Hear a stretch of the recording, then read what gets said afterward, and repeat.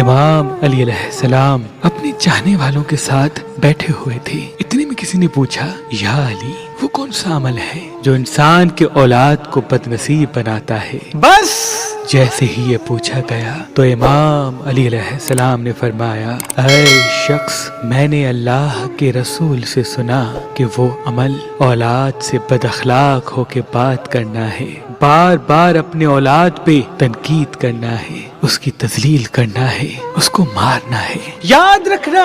جو انسان اپنے اولاد سے بد اخلاقی سے پیش آتا ہے، بات بات پہ اسے مارتا ہے، تو یہ عمل اولاد کے نصیب کو خراب کرتا ہے اور اولاد و والدین کے بیچ میں درار پیدا کرتا ہے، اور یوں وہ اولاد دنیا میں ناکامی کا سامنا کرتی ہے۔ اے شخص، اگر اپنی اولاد کو کامیاب بنانا چاہتے ہو تو اولاد کو سمجھ کر اس کے دوست بن کر اس کی پرورش کرو، تاکہ وہ بھی تمہارا دوست بن سکے اور اپنی زندگی کے اہم فیصلوں کے لیے تم سے مشورہ کر سکے۔